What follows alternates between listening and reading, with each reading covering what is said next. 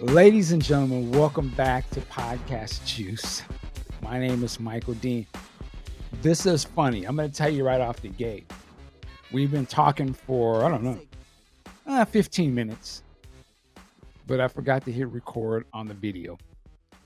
But there's an audio version of this so you can hear all of that. I'm going to sum it up here real quick, and we're going to get right into what we're talking about. We are talking about this guy right here. This is the Diamonds and Pearls, Glam Slam Live 1982. This is in the 92. Super Deluxe. I say 92, sorry. This is in the Super Deluxe. This guy right here. All right. So if you got this, then you got this. And I was making a point earlier. I'm going to say this really fast. I made the point to say that I believe this should be shown in theaters. Because it is that good. And I also think that this is an opportunity for things like this. There's got to be a ton of other video concerts in the vault that they could make a movie out of each one of them. And you would have like every couple of years, you could time it from when you do a super deluxe reissue. There would be a documentary style movie that is essentially just taking one of the concerts, unseen concerts from that time period, and interspersing B-roll footage or other footage that may be rehearsals from that time period. And possibly, Prince records a lot of stuff. So it could be interviews with the band that we've never seen and make those movies. And they would be shown at the theaters.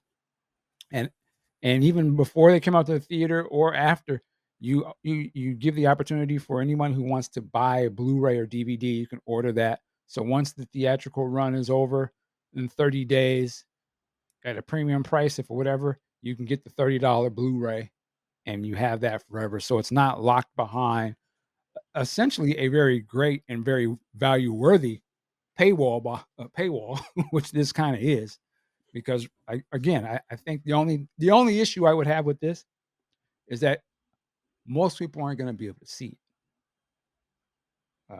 Hardcore fans like myself, yeah, I would buy this just to get that. But most people are not, just can't do that. And so something like this, which is, okay, this should be a product unto itself.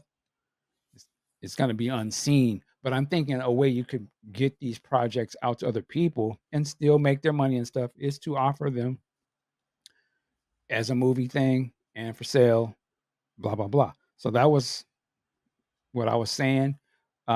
Big Sexy, we're just going to jump right into it, man. And again, give your thoughts on this performance, this video. All right, let's jump into it. Again, the video, and I feel silly repeating myself, but it's all right. The show is at the Glam Slam, and they have the entire band up. 11:15 they started. And one thing about a show like this is that stage is too small, and that's fine because it lends to the energy in the building. You got people in there shoehorned in there, bands on too small a stage, nowhere to hide if you flub it because you can't hide up on that stage, and they just go into it and burn for an hour and 20 minutes, however long they played. It was nonstop, and it was a lot of the stuff on the new album, which is how it should be. A lot of the songs, especially Jughead. People are talking about Jughead all over the net, and everyone is saying, man, I would tend to skip Jughead. And then we see this, and it has a whole new vibe. He brought the steels up. Mike asked me what my stand up performances were. I'm looking at the list now, and there's just so many. Willing and Able stands out. Mm. Thunder, Sexy MF stands out. Because everybody was hitting on all cylinders. My man, the cat playing sax during Insatiable, I don't know who that is. I know Candy, I know Alan, I know Eric, I know we had Najee at a time. I know Kathy Jensen played baritone sax. I Mm. don't know who this cat was, but he was doing his thing, and I noticed at the beginning when they go into Thunder and Daddy Pop, I'm seeing Kirky J, Damon, and Tony do their thing. I'm just watching it. I'm like, damn, you got to be in shape to dance with Prince, man, because those cats was They working. was killing it. I gotta ask you this. So, is it I think it is in Get Off House Style or Mhm, it's one of mhm. the songs toward the end, and they break it down, and Tony got the guitar. Oh, here we go. I knew it. I knew it was coming. So what's the oh, 'cause there's a lot of I know there's a lot of people, "I don't know if that's really." I mean, they was jamming right there, and it seemed like he kinda is isolated and was in rhythm. So what's your take, man? I don't know, man. I don't know. Look, Oh, Lord. I mean, you look at it 2 ways. Look at it 2 ways because one, he only really sits in on 1 or 2 songs most with his guitar. True, true. Right. Yeah, And he's you a know what, dancer. Prince exactly, but you know, Prince, if you're gonna pick something up, you better play it. Now I'm gonna go off a little bit of a left turn here. I remember watching the show or the footage from Canadian TV when he had Andy Ello in the band for a little bit, Mhm. and she could play a little bit of guitar, but I'm watching, I'm like, I mean, she was holding it and she was getting her singing on. I'm like, Right, right. if you're gonna play it, you gotta show him, man. You gotta feature it. But like you said, he's a dancer. He's not a guitarist. And if he But he is was playing it, featured. That's my point. Like, Prince featured him, like, boom.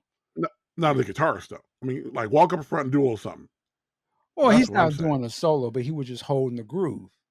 No, he definitely held the groove. He You had know, him he walk up, and I'm like, he "Okay, supported play." he was supporting my man Levi pretty good. So it's Yeah, cool. absolutely. He did his thing. Can't give can't give him his props, huh? That's all right. I got to hear more. Wow, I got to hey, hear more. Lord. But anyway, I bring it to say, like you were saying though, you said they gotta be in shape to like, Oh yes. this performer really I see why they were in the band. I see where they were Yes. a part. They were just as a part of it as anybody else up there. Uh, dare say more a part of it because they're working directly with Prince and they keep the whole thing. Not only are they dancing and doing that, you got Kirky J getting on the percussion, playing and doing all of that. You have Tony again. Tony is actually, I'm glad we're talking about it. Tony M could argue, and this is gonna sound crazy to some people, could be argued as actually one of the standout stars in this. And I'm gonna tell you my viewpoint on that. One, to come for anybody to get on stage with Prince in his prime, very many people could not stand on the stage with Prince and not get blown out, or they would just succumb to just being deferent to him and not really going all out. Tony is not only on stage backing Prince up, but then Prince leaves and Tony is taking charge of the stage and holding it down, doing his raps or whatever it is. And to me, being able to watch it now in full and to hear it great, I was tripping back then. It wasn't that he's not good. I just couldn't accept anybody, let alone a rapper, being on stage with this person that I thought was beyond everything. And so even if he was doing kind of good, I still wasn't trying to see it. And I never really heard them play in great quality where I got to really hear everything in the right levels and listening to this and seeing it, yeah, Tony M is fucking killing it. Because again, he's not just dancing on point, he's rapping on point and rapping a lot. And he's picking up instruments and doing, I mean, just a straight showman. And for that being not his first tour, because they did the nude tour, but the level up from the nude tour to being able to stand toe to toe, stand by side with Prince and hold it down, that's incredible. And you're doing hip hop at in 90 in 92, whatever. Yeah, I have to tip my hat to him, like, uh, I can see it now. I can see what Prince saw. Let me put it that way. Prince obviously knew this, and Prince is the stage master.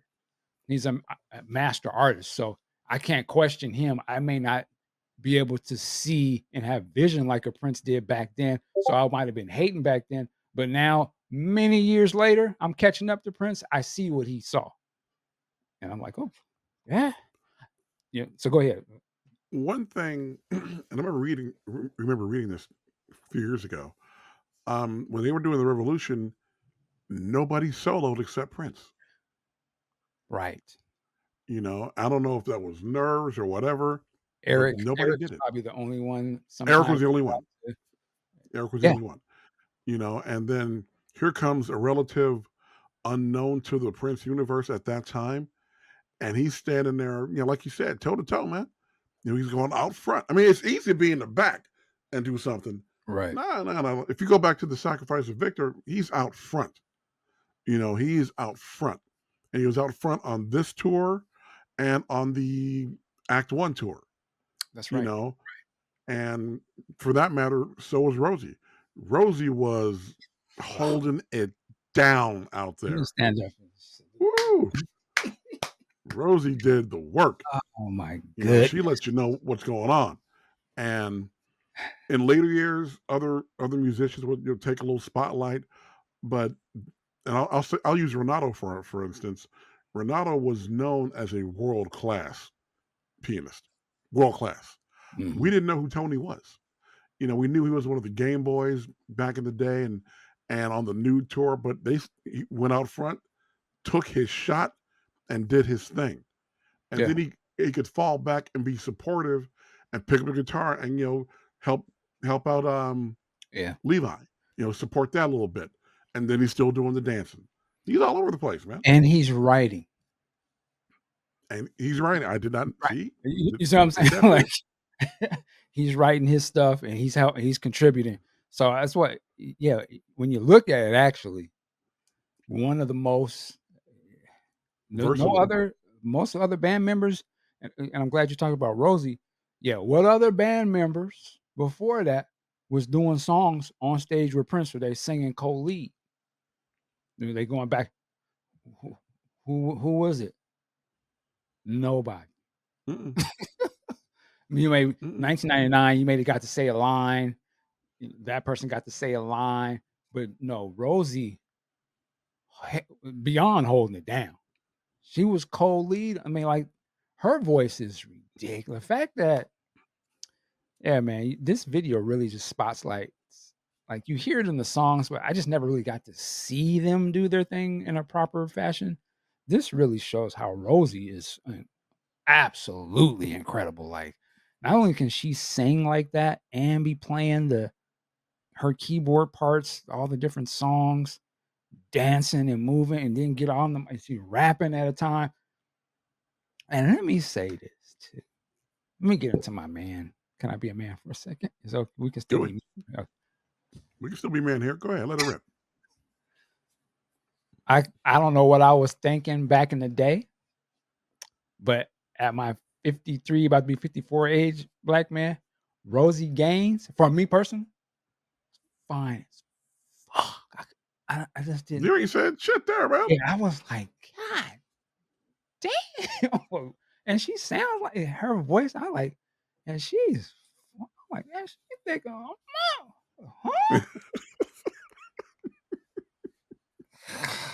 Forget with respect the Mind Days and the Diamond.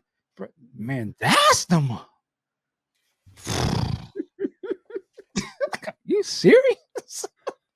She's bad as I mean, just all around, like, she's beautiful, fine, and she's super talented, like, ridiculous. And on a slight tangent rant, it's a damn shame. She should have been one of the top artists coming through the '90s, particularly What that she happened with her album? I mean, that what I happened don't with all that? know. I don't have the full story on that, so I don't wanna misspeak it. I think they said they did record basically an album or something, but I could be wrong. But whatever it was, it's a disservice and a shame because her talent is incredible. Like, she can sing, and she can play, and she can hold the stage. And again, you can get on stage Yes. with Prince on his original stuff, MB, the songs don't even like Diamonds and Pearls. Keep it a buck. Don't work without. I mean, it's not the same without Rosie singing on it. And yeah, I Well, don't. didn't I think he What, said that he wouldn't sing that song without her. I think he did say that. Yeah, but yeah, I mean, she's phenomenal, man, all across the board. Yeah, she should have been a superstar. Yeah, just we can go down the line. I mean, um, the band overall. That's what I was saying earlier. Just when you go back and watch some of the nude tour stuff, and you need to listen, watch this. They just, to me, it just seemed like they leveled up. So, I mean, the songs are great. The fact that they play on a lot of these songs and then they play them live themselves too, it just adds more of an element to it. Michael B, he's already badass, but I mean, I don't know how you do it, sir. Like, I don't know how you do it, man. He's keeping the beat. I mean, you know what I mean? Like, he's the bottom of the whole thing. It don't work without him. You know, if he's He's get keeping the tired, time. you know what I'm saying? Just it's just, and then he's bad and he hitting them, slapping. I feel like the energy of the uh of the cotton field workers, just, you know, god damn, I was like, this nigga beating the shit out them drums and it's dope. I don't know how you do it. It's dope, man. With the big chicken bucket hat. He's killing it, man. Michael B is cold blooded, man. Know what I'm saying? I don't know how he did it. Yeah, but yeah, he's such a, I mean, it's like I said, it's such a strong part and it's so diverse, man. Like when you hear Jughead come on. Now imagine if they'd have put Jughead out, if we would have seen that video back then, it would have changed the Oh, whole the song would have been a conversation. hit. Yeah, it would have Would been change the changed. whole thing. Yeah. Yeah. And just how he comes in. I was like, what? And then it just, and then to me, when I hear it that way, I'm like, I get what they was doing with their song. I don't know if it translated as well on the album compared to what it grew into this, but I hear what it was now. I'm like, okay, I see exactly what they was doing. You know, to me, it gives me a little housequake, gives me some Parliament, and then they mix the rap into it. I'm like, wow, that's fucking brilliant. And it's a dance, you know, like whether you call it a dance or whatever. I was like, damn, he did that. I get it. And it was good enough where you could let a rapper come on and rap on a Prince song, which, you know, ironically enough, when they start this performance, they sang dead on it, right? Which is funny. Like, you know, you have the rapper sing dead on it and Mhm. then go into a rap song. That's so funny. Because here's a song Prince was talking shit about rap. Okay, man, get the rapper to do it. It's almost to me showing like, yeah, I was tripping on that. Matter of fact, Let me fall back on that one. yeah, here come the rapper. It's not the rapper's problem because he's already here. You know what I'm saying? I'm gonna let him start it and go into it. I'm gonna back him up on the song and come in and do the cameo. That's how cold the MPG was. Again, what other version of Prince's bands had their own song and Prince came in and guested on it, and it was a part of the album? None. True. True. Where that? Where was the we? Well, and I love where was Wendy and Lisa duet song with Prince during the show? So I mean, go ahead. You mentioned something about our friend Mr. Bland, and this captures again, like he said, you really it really wasn't captured on record. And I remember when I first saw Bruno Mars at the Grammys the year Whitney passed, I'm watching that performance. I'm Mhm, like, damn, okay. The album didn't catch it. And so when the mhm. Symbol album comes out, back in the day, I'm digging it, all that. I didn't experience Mr. Bland until the show. The Ah, minute the show starts, here we go. And he's not playing electronic drums. He's playing acoustic drums and beating the living shit out of them. I'm like, that's what your drummer is supposed to do. Your Yeah. drummer's supposed to, if you get lost as a musician, in the time, you look at your drummer, "Okay, I got the time now." And that doesn't happen every day, so if you're gonna be playing with cats like that, you better bring it. And Mike with his X-Clan 12-piece bucket of chicken hat back in the day, wore that out too, man. Wore that out. Yeah, he did. Fantastic drummer. Yeah, some of the spot the song so I listened to the as we mentioned, I had listened to the audio of this before I had a chance to see the video version of it, and I will say it was interesting, and I would really love to get your take. Uh, there's the Atmos mix, and Yes. there's also the Yes. 5.1 mix. So I have a Yes. 5.1. So I was listening to that, but actually had to adjust my ears a little bit. I was so used to listening to the audio album version that is not mixed in either one of those. And I almost felt like the 5 point I was like, I was hearing things that I was hearing some things a little clearer than I did earlier, but it kind of threw me off because I was like, it's hard to describe. It almost felt like it was missing the weight of it, and it was because I'm just used to hearing it all sort of jammed into 2 speakers, right? And this one was kinda giving things a little more space, to breathe, and instruments had their own little spaces and stuff.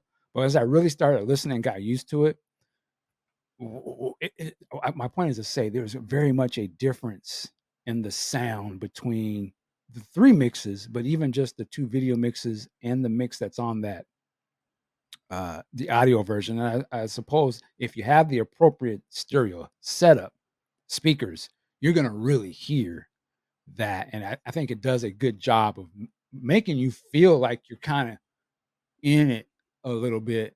And once I dialed into that, I was like, yo, and I started getting caught into I'm watching it. And so when I got to something that was my favorite, like the sacrifice of Victor or whatever, that that sounds totally different.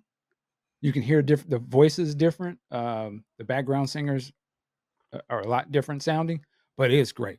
It's incredible. But with that said, man, what's your experience with the Atmos version?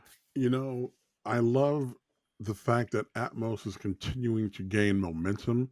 The first time I really heard it was at a demo in San Francisco, which I heard through the Recording Academy. I'm like, let me go see what this is. And I'm watching and I'm just listening. And then they would go ahead and A B it. They're like, Mm, okay, here's regular Dolby Digital. I'm like, okay, yeah, that's fine. Here's Atmos. Whoa. I would say the difference between Atmos and Dolby Digital is as big as the difference between Pro Logic back in the day and you went from Pro Logic up to Dolby Digital. You have discrete channels mhm. of information, and with Atmos, and in the DVD, you have a stereo mix selection as well. And so Right. I played that, I clamped it down to that, and it's like, what happened? Well, where'd Yeah. everything go? Yeah. You Exactly. know? Mhm. And then I went back to the 5.1 and the Atmos. I'm like, okay, yeah, that's what I'm talking about. Um, when it's done right, it's magnificent. I Mhm. don't know who the engineers were on this one because I haven't really delved into the deep dive as far as the liner notes and all Credits. that, Yeah. Yeah. but they did a magnificent job, especially considering the age of the material when it wasn't recorded in 5.1 Right. because there was no 5.1 back then. I'm So always they curious did about that. who makes this. Who makes the call? I guess the engineer. Like you have to make a call of what you're gonna. Oh yeah. Well, Mm, again, with anything, when we talk to Bernie Grunman, it's you got to call the right people.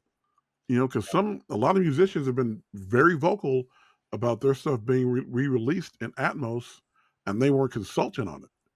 That ain't cool. Then if you call someone like you get a Bernie Grunman or the late Bruce Swedien or cats like that, they know what they're doing. They've been doing it for a while, and they got walls, plural walls of gold records and platinum records to show that I oh, know what I'm doing here. yeah. Yeah. Yeah. Absolutely. So when you get the right talent in it, it's going to be magnificent. And I remember when we had Bernie on the show, and I asked him point blank. I said, "Look, man, Sign of the Times original album, a little weak in the bass." He was like, "Mark, trust me, you're gonna like this." I got you. When it came Wanted to out, just boom. give props real quick to what you said. James Chris James was he mixed this stuff. Actually, he Nicely was done, Chris. yeah, he was featured, at the release party that they had. He was on Mm, stage with Tony and Barbarella. Matter of fact, okay. somebody text me or DM me, said, "You should get Chris on the show." Maybe we should. So, but yeah, we wanted to give it out to him, and, it was mastered by Brad Blackwood, who I'm not familiar with, but salute to you. I am not familiar with that name either. But hey, they did the work. Yeah, absolutely. Um, one I was also saying to say, you brought it up earlier. That part where Prince gets on the bar, that was crazy, man. Like, but that was so it was like it was toward the end, and I was like, wow, this is a great climax to really show, like, yo, this dude knows how to throw a party, knows how to do a show, and knows how to just I don't know if that was planned, but it comes off, it was like spontaneous. And I was almost kinda like, "Yo, is he don't fall." Like, he's got those high heels on. I'm like, "That's Yep. gotta be a slick," and he's dancing his ass off. I was just like, God, he's man, in his prime, like, just killing it, man. Badass. The wardrobe, And he was dope. always clean too. Yeah, the Always hair, clean. them big ass, uh, Big curls. Oh curls. yeah. I was like, "God damn." And it was like, they was, beauty salon crisp. Like he literally just walked out the guy, like he just been doing a show for the last hours. You couldn't tell. Like it was so on point, man. Just incredible. And he just it's funny, I was watching certain parts of it and I never noticed it before, but you could see he was like kind of sweating a little bit under his arm or something. I was like, but even he still didn't seem like he was sweating or tired at all. He was just going harder and harder, jamming. It's just like God, like the Stamina. stamina. This guy is incredible. He had to be in like you talk about being in shape. Got to be in shape, man. Got That to be. guy was like an athlete or something, man. At And the one point, playing was on point. Go ahead. at one point, Tony is out front, and this is like during a costume change. Prince is standing behind him, and he's so cool. He's just tying his tie. I'm like, damn, Right. okay, you got like that. And that's a trip. And he tied it dope. Like it was tight. Like Yes, yes. Because I'm looking at him like, damn, like does it better than I do in daylight. right. And he's doing it in front of everybody. In front of everybody in a dark stage, and he's like, I got this. Boom. Yeah. Yeah, that really illustrates how effortlessly he seems to come off on stage, and the confidence level is through the roof, and just like God, man. And I love, I think Kanisa was mentioning this earlier today in another thing. There are parts when Damon will be kind of dancing and Prince would be, singing a song and you can see that he knows all the choreography too. And like he'll just jump into it with them and then jump right out and go do but it's like God, he's so aware or they are just so rehearsed that it comes off as like he just saw him do that and then just jumped in, you know what I mean? It was like, God, he doesn't make it look rehearsed though. He makes it look like it's the first time they're doing anything they're doing, which is fascinating. As I was thinking the other day, I was like, this guy is I don't if there's a word for it, but he must be so super detail oriented about the things he really cares about, and you can see it in his presentation. I was thinking there would be a thing to show his face over the years and how he even uses his face as like an artboard to me, like, okay, I'm gonna cut my mustache this way this year, and I'm gonna wear my hair this way this year. I mean, that's such a detailed and committed thing to do, and I'm only gonna do it for this period, and then I'm gonna switch it up and do it for this way this period. I mean, he did that with his clothes. We did that with his face, and I was just like, and I'm so when I think of the whole thing, I'm like, God, he was so detailed, and he had to keep all the eyes. If he's keeping it all in his head. You hear the stories where I was reading a book that came with it, and they were talking about like he would ask the engineers to go in the vault and get some song from back in the day because it had this one little part One that little he wants to taste. use Yep. on this new song. I'm like, God, he are you telling me like he catalogs all of that shit in his head? He knew, oh, on such and such song, there's a part that goes boom, boom, boom. That would work here. Can you go grab that? It's gonna work great in this thing I'm making. I mean, just like fact that he knew his shit very well. Like I know a lot of fans think we know the music. Oh, I know that was from the album. Nigga, he knew them songs even while he's creating new ones. And no, you know what I mean? It's fascinating if you think about it, because we're just kind of random. If you think of Graffiti Bridge in the sense, like those are all basic, a lot of us just vault tracks. He's like, yo, this will work perfect now. Let me go. Can you go grab uh that's my song, Bold Generation. Can you go get that out the vault? Because I'm about to turn that into something new. It's gonna work. Can you go grab da, da, da? Like, yeah, he's got it all catalog. So just to say, like, when you watch him on stage, man, you're like, this is a guy who's got it all right here, catalog, knows he's cataloged other forms of music. Oh, that would work perfectly here. Do that. You know. Yeah, I mean, I was watching it today. I don't know if anyone's ever talked about, well, you know, when he'll do his whole smoking thing. But anybody ever thought, well, what is he doing? Like, what is that? What is he referencing from?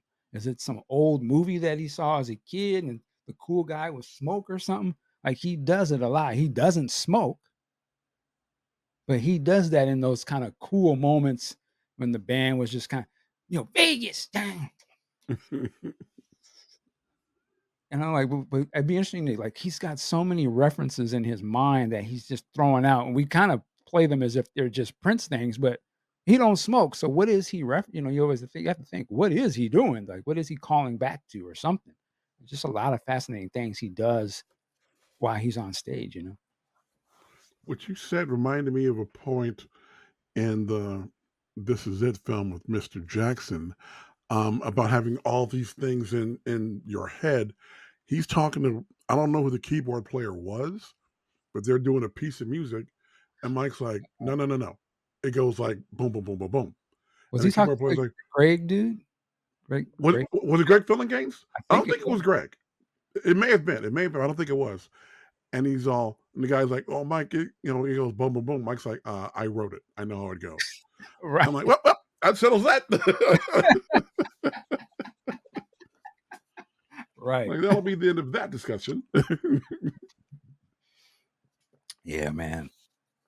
But yeah, I'm blown away by this. I didn't expect. I didn't know what to expect. To be honest, quite honest with you, you start to see the clips before it came out, and I was like, "Well, it looks high. It looks way better than I would have." I was like, "Okay," and then getting it, and like I said, finally watching it, and I know you've got a great 4K TV, as do I.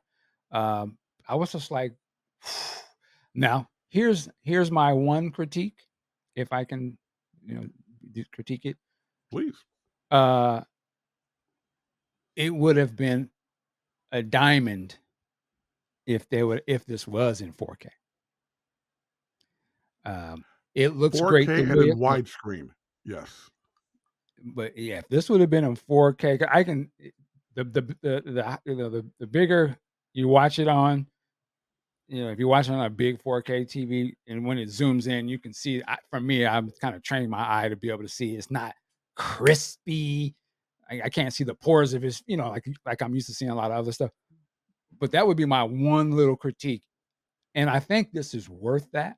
It's worth being on 4K. There are lesser movies and things that are on 4K. I was like, how did this come out? But this right here, and it's not a knock. I'm just saying, like, if it was one thing, maybe the next time you do, just go ahead and do it, man, because this is worth it. Like, we're not gonna. I mean, this has been in the vault all these years, and we're lucky to see this now, and this needs to be preserved in the highest quality possible. And just to be able to, as things, technology grows over the years, I mean, they could be 8K or something later. I just you always want to see it in the best possible arena. Like to me, it's the same difference. If you can do a Dolby Atmos mix, then you can put this on 4K. To me, it's the same. Most people don't even have Dolby Atmos. Let's keep it a buck. Really, the audiophiles got that. But there are, I would say, more mainstream people have 4K TVs than they do a Dolby Atmos system. But I don't know if, but again, I don't know what it costs to restore something like this. I imagine it's not cheap. To support what you just said, I was thinking about that, about having it in 4K, and I was thinking, I just bought a few 4K DVDs, and one of them is a film from 1978 called The Last Waltz, directed by Martin Scorsese, Hmm. and it's the last performance of Bob Dylan's backup band called The Band, and it had Mavis Staples and a lot of other people guest starring in it. They Mm. re-released that in 4K, and it looks and sounds ridiculous. Yeah. So I have to co-sign putting this in 4K as well, because if you can go back to 78 and do it, it can be done here. Yeah. Absolutely. And Yeah. it'll definitely, and like you said, and I'm the audiophile. I will own that. I'm an audio snob, but my co-host over here, video snob, straight up. Yes, you. I'm I looking at don't even you. have the illest I'm of looking at ills, you. I'm but looking at you. And so when you get things like on the Criterion, deal, it's going to be insane. So if they were like, say, let's partner up with Criterion and have the 4K release of Diamonds and Pearls live, people will lose their mind. yeah, that would be. And I've been pushing for the estate to do a limited release with mobile fidelity sound labs of like super high resolution music, because they did it with Thriller earlier this year, Mm-hmm. and I bought it. And I bought it on Super Audio CD, and I bought it on the 180 gram vinyl from Mobile Fidelity. I'm like, let's see what's up. The minute you put it on, it's like, oh, okay, okay. Well, what the hell is all this? They need to do that with Prince too. I would push for that until I have breath left, or not, don't have any breath left. That's what they need to do, I agree. because the higher quality you put it out, the more you really see the genius here. Yeah. My one of my favorite releases is What's Going On from Marvin Gaye, and I spent $300 to track down a copy of that in mobile fidelity on vinyl. Don't Interesting. regret a second of it. It is fantastic. So when you get into the higher resolution formats of audio and video, it Hmm. just makes it better for everybody involved. It really does. Yeah. Yeah. That would be my really only critique on this. Considering that this was probably shot on the fly to some degree, there's it, to me it gives it's a part of the raw appeal of watching it. There, obviously, you'll see that some shots will go out of focus for a second, or switch to But another that's camera. part of it, But though. it's a part That's of, yeah, part of that's it. part of the allure of it. It's not Yeah. it's I'm not gonna say it's not professionally done. I'm just saying it is not. Uh, it's raw, but in a great way. And salute to Scott, the person who filmed this. He captured, Scotty shot the hell out of this yeah, thing. he captured the small club feel of Prince, man. That's what this does. Uh, You said that earlier that I have to agree. And I left out one thing. I was watching the Rock and Roll Hall of Fame inductions last night, and y'all winner, fuck you. Had to get that out. But uh, we'll talk about that off air. But I'm watching it, and there was a lot of things people saying, support live music. Now, when you have the big arena shows, it's really more of a production mhm. than about being with the music. When you get into the smaller venues, especially when your band is at the height of their powers, and you got the hardcore fans in there, and the band is just blazing, and everybody's sweating except Prince because he doesn't sweat, and everybody's just having a great time, and you capture that energy and that intensity. That's what it's about, and they captured it perfectly in this. Yeah, yeah, man. I think of like the Steels when they came up. My man, I got to bust my man in the steels. I don't know what the cat's name is, but he was off step on one of them dances. He Hilarious. was into it, but he was off step. I'm like, "I see you man. playing. I see you." They was jamming to the top of my head, to the bottom of my it just so much was going on, and just seeing Prince sort of like these I mean, it was a small stage, and so everybody was just, like, surrounded, and he would just see he's in there, he had his cane, he's just kinda down in there, and you could just feel like I woulda loved to have heard it from his vantage point. You know what I'm saying? Like, you're on the stage, there's all these people here, and there's people up on the balconies behind you, and you're surrounded by this band, and the Steels is jamming, and, like, he doesn't even have to say nothing. He's just like Nope. I'm like, "God, I know that must have sound crazy to him," like, just the energy of that, man, and imagine being in that room, seeing something like that. It just makes me think of the opportunities I've had to see him in a smaller environment like that. You just can't beat it, man. And you said Like the you said, magic that's word, what's energy. fun.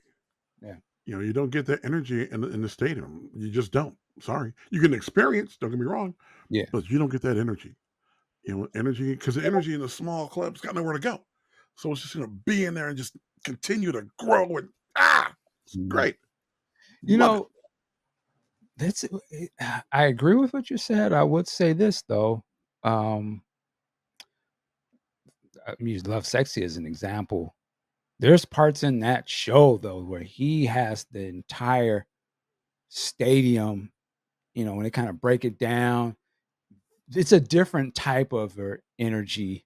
It is more of the massive, to me, it's the energy of, and I'm in my sci-fi shit when it's the, it's just a massive crowd of people chanting whatever the person up there is saying, we're gonna fight or whatever. It's that stadium energy is probably speaks more to a I don't know, I could be wrong, or a coliseum energy of and that's the person that's leading the charge.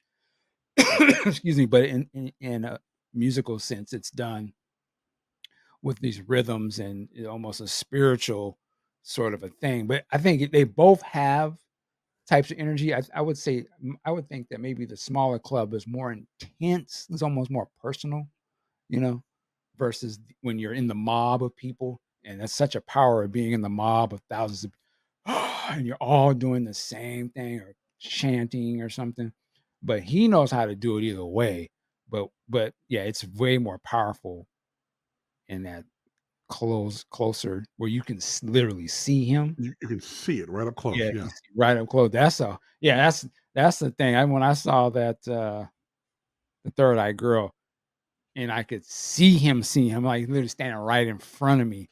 That was like, Mhm. whoa, he's doing everything I've seen him do before, but I ain't never seen it. I mean, I can see him.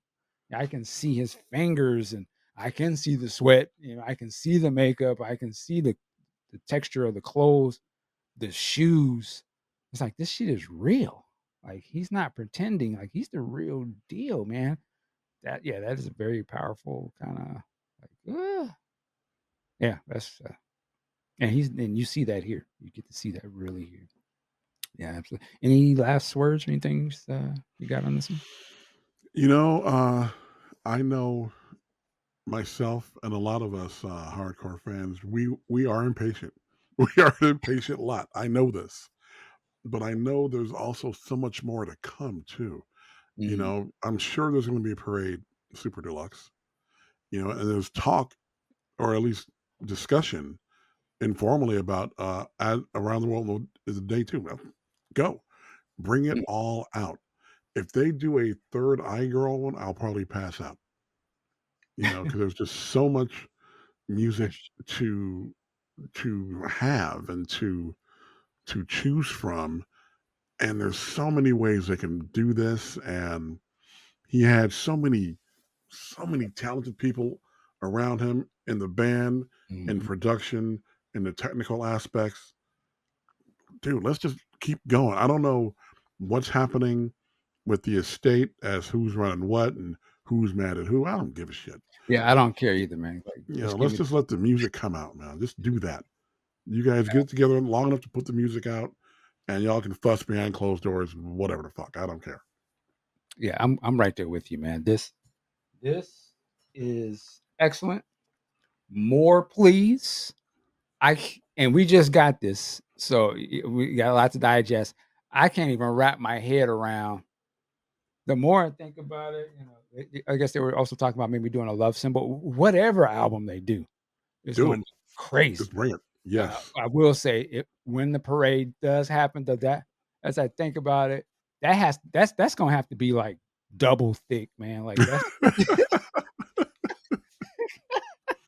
because there's a lot going on during that period. But yeah, I can't wait for whatever they got coming. Special deluxe, totally on board.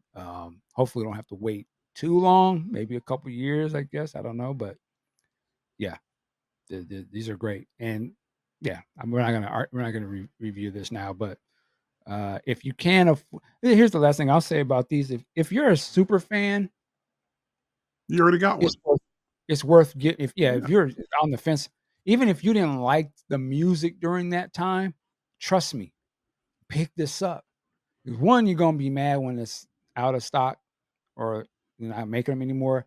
And I think for the stuff that you may not have cared for in real time when it happened, listening to it now and hearing some of the other songs and how they were kind of working their way up to how these songs came to be is fascinating sort of listen to see what he was doing and the different things and like, oh, okay, I hear a little bit of that song in this. Oh, that's so I would say you definitely got to pick this up. And even if you don't buy this and you just listen to it, I stream. If you listen to it on your streaming, the whole thing is on there except for the video. Trust me, you're gonna be you're gonna have your head blown. There's a lot of great stuff. But the only way right now to get this is to get this. And until that changes, I will say that it's worth paying what that costs to get this because you're going to be mad if this goes out of circulation. Yeah, you can download it and all that, but you know, It ain't the you same. want to, yeah, you want to see this. This is something special, and I'm talking, and this is from a hardcore, old school. Yeah, this is something special. You're gonna have to get up on this, uh, and we're lucky that we got this. Whoever's call was to put this. Salute to you. Woo! And This is smoke. you mentioned other shows that can be shown on the big screen in theater format.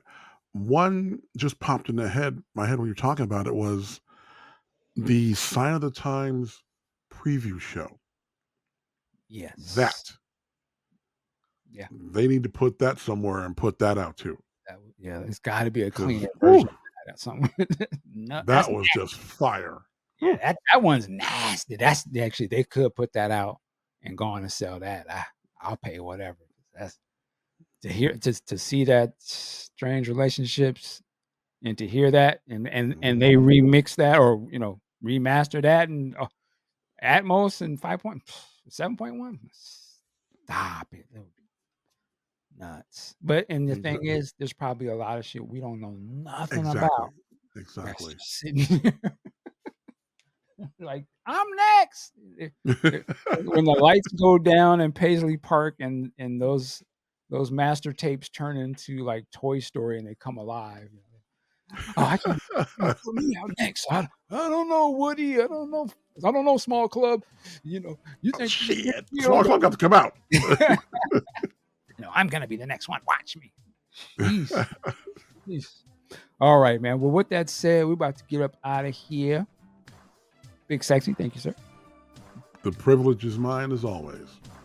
And we will see y'all next time. Work it like a job. And yo, check us out on YouTube. Check us out on your favorite podcasting platform.